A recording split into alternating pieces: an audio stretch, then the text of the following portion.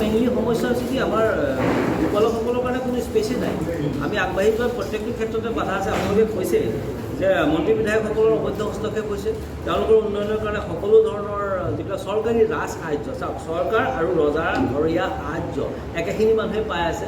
আৰু আমাৰ কৃষকৰ 5 টকাকৈ দিম বুলি কৈ মাননীয় মুখ্যমন্ত্ৰী মহোদয় আজি প্ৰায় 2.5 বছৰ হ'ল।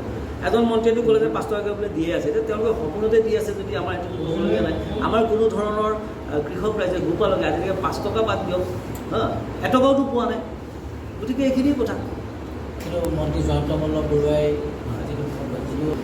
নহয়, জয়ন্ত মল্ল বৰুৱাদেৱে সেইটো কৈছে লোকচান হয়। তেওঁ এটা কথা ঠিকেই কৈছে, লোকচানটো হয়েই। সাধাৰণ কৃষকেতো বাদেই দিছে, কাৰণ সাধাৰণ কৃষকৰতো এটকাও নাই।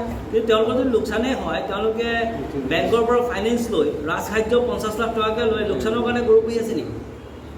তেওঁলোকে লোকচানৰ কাৰণে গৰু পুহি আছে নেকি? আৰু তেওঁলোকে যে কৈছে, মাজতে মই এটা কথা শুনিছিলোঁ, জয়ন্ত মল্ল বৰুৱাদেৱে কৈছিল যে হেৰি কৰিছে বোলে, দুগ্ধ বিপ্লৱৰ কাৰণে এখন কৰিছে। তুমি যদি দুগ্ধ বিপ্লৱৰ কাৰণে কৰিছা, নিজৰ কোম্পানীৰ নামত কিয় কৰিছা? সমবায় বনোৱা, য'ত তোমাৰ 50 জন বা আজি নলবাৰী ডিষ্ট্ৰিক্ট মিল্ক ইউনিয়ন মৃত পায় প্ৰতিবাদ কৰিব লগা হৈছে। গতিকে নলবাৰী কৃষকখিনিক লৈ তেওঁ এখন সমবায় আন্দোলন কিয় নকৰিলে? তেতিয়া ক'লো যে দুগ্ধ বিপ্লৱ কৰিছে। তেওঁতো নিজৰ উন্নয়নৰ বিপ্লৱ কৰি আছে সকলোৱে। এইটো ব্যক্তিগত কথা, তেওঁলোকৰ পত্নী হ'লেও তেওঁলোকে কৰিব পাৰে। আমাৰ দেশত আইন, কিন্তু এটা আচলতে জনতাৰ নেতাবিলাকৰ আচলতে লোকলজ্জা বুলি এটা বস্তু থাকিব লাগিছে, নহয় জানো? আমাৰ সংবাদদাতাৰ মূল উদ্দেশ্য হৈছে কি যে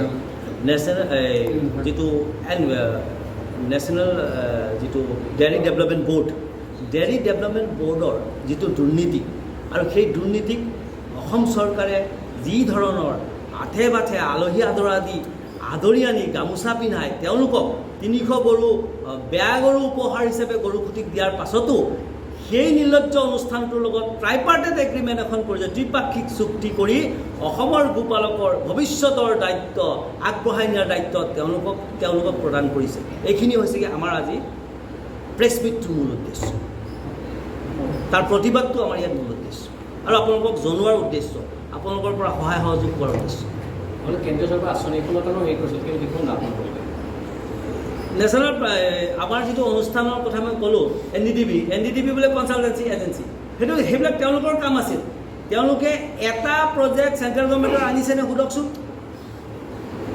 আমিতো ইউনিয়ন হিচাপে চেষ্টা কৰিছিলোঁ, আমাৰতো চেংচনিং কমিটিত আহি গৈছিল। আমি পোৱা বস্তু এটাও তোমালোকে সাধাৰণ 4টা প্ৰশ্নৰ উত্তৰ 5 বছৰ ধৰি অসম চৰকাৰে দিব পৰা নাই।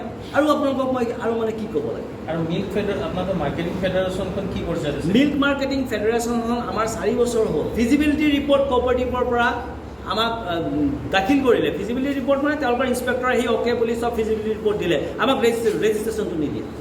কোনে নিদিয়ে?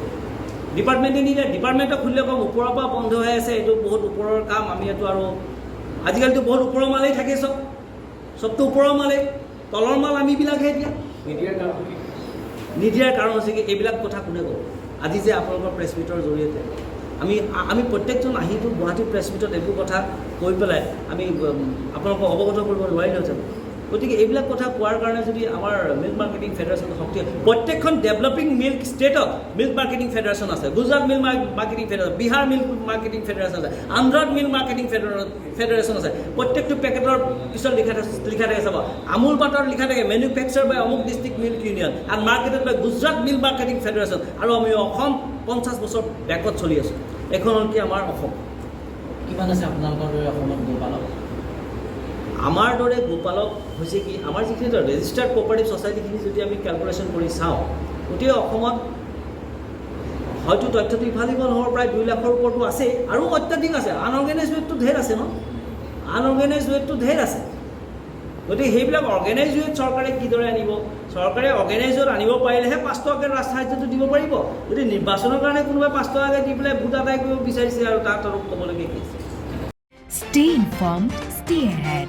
News NE 365.